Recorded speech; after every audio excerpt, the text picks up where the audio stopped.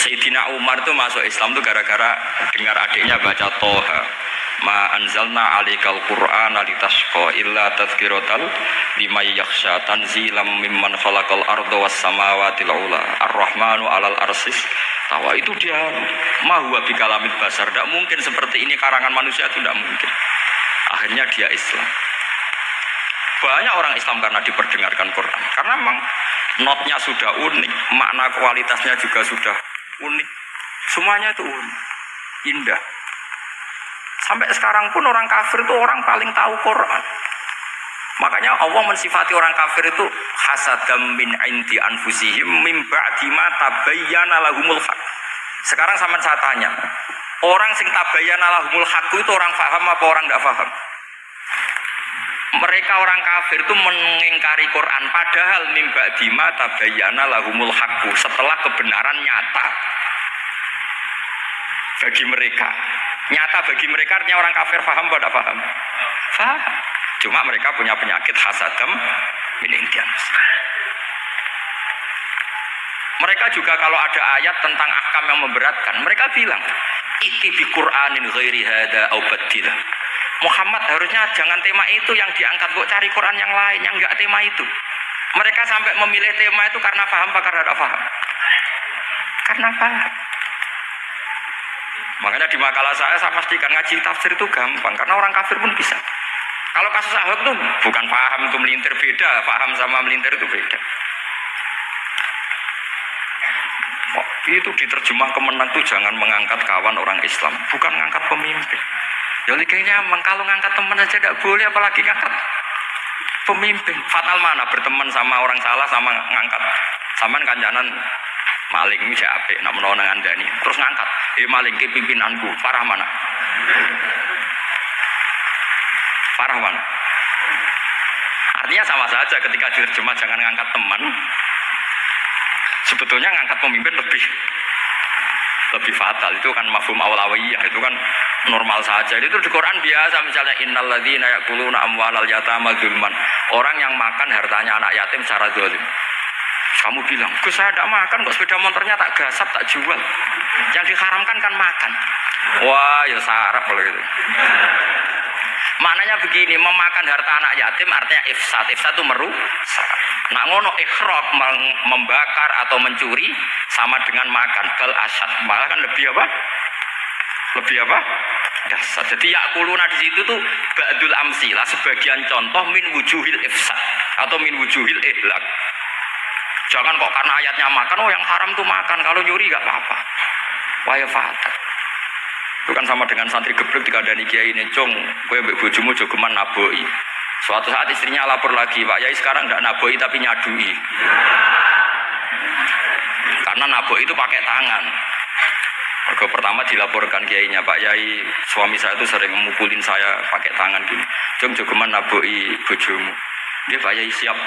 Suatu saat istrinya lapor, "Pak, tetap benjut, kenapa? Kalau nak ini disadui." Mereka pikirannya, sing haram nabok, nak nyaduk halal. Oh, itu kan ngajak goblok bareng. Nah, masalahnya di usul fikih kasusnya seperti itu. Makanya saya ini kadang ya maliki sekali. Kadang saya itu maliki sekali. Kadang ya. Misalnya begini, saya beri contoh. Ini yang kisah nyata ya. Ada seorang Arabi datang ke Rasulullah. Ya, tadi kan teman-teman minta juga ilmu hadis ya, ini satu paket saja. Itu tadi nanti kalau sampean kasih lalim itu sudah ada urusan saya tadi. Nunggu orang mati banyak tadi itu. Kalau nggak usah nunggu orang mati, sarannya tadi apal tadi. Ya Rasulullah ahlaktu. Saya ini orang yang rusak.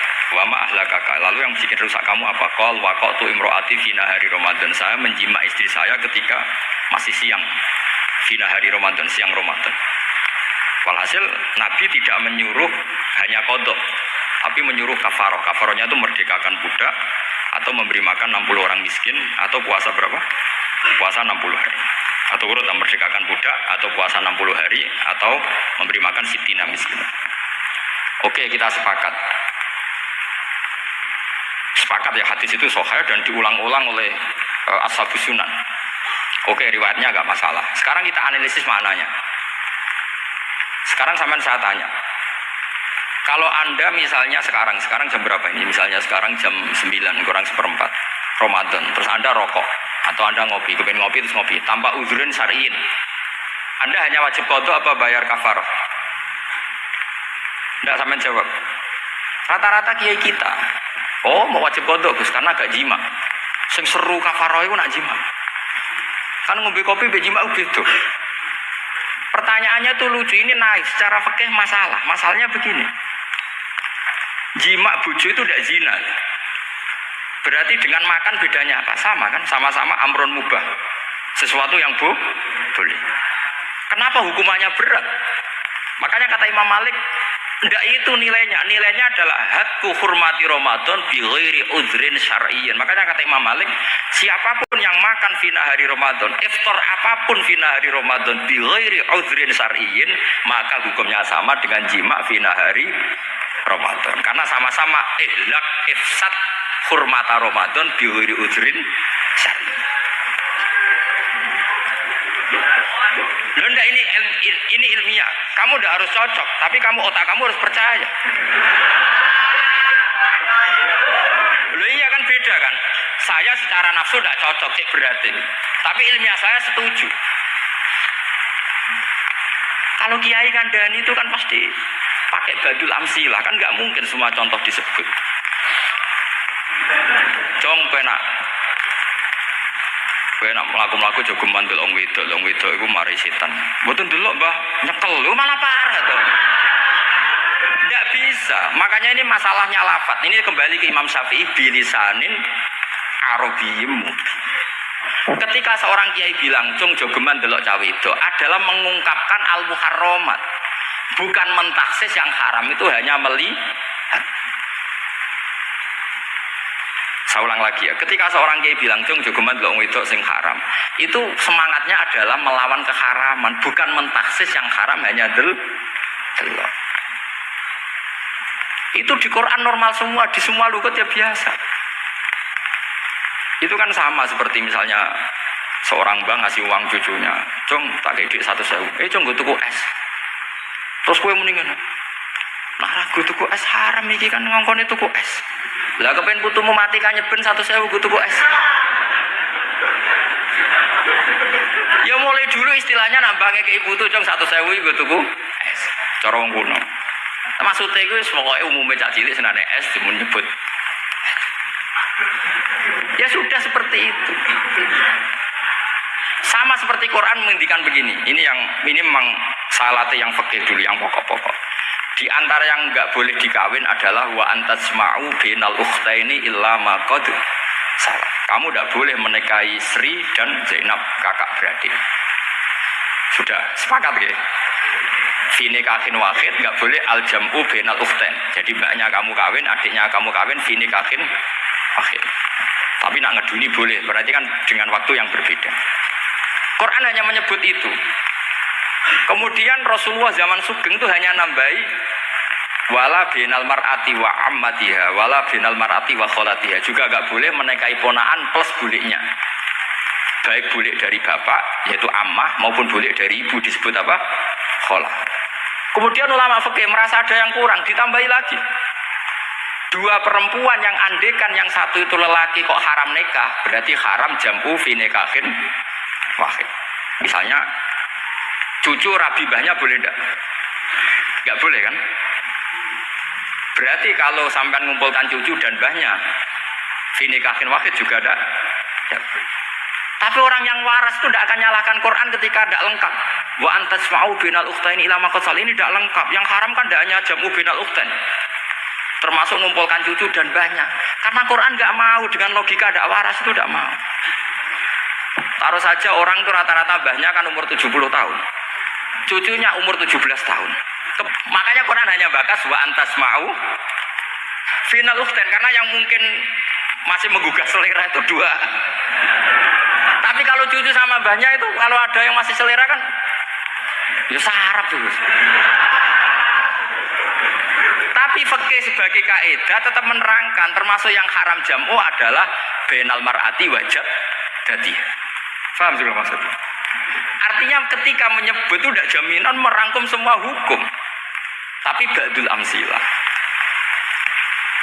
Fa'innal akila yaktafiya bi isyaratil ba'di. Karena orang kalau punya akal diisyaroi sebagian sudah paham. Ini penting kalau aturakan. Jadi ini penting. Nah bayangkan sekarang banyak gerakan-gerakan ahli Quran katanya tapi nggak memahami ilmu usul fikih. Quran ra ono ya wis. Nang Quran ra ono cerita harame asu, nak ngono asu ya halal. Ora ono Qurane. Sing ra ono iku tekem ora Quran iku aneh-aneh.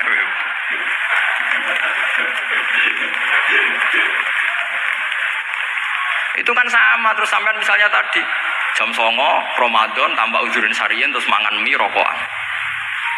Itu kan melecehkan Ramadan diberi uzurin sarian karena melecehkan hormatan Ramadan kena sanksi separah itu.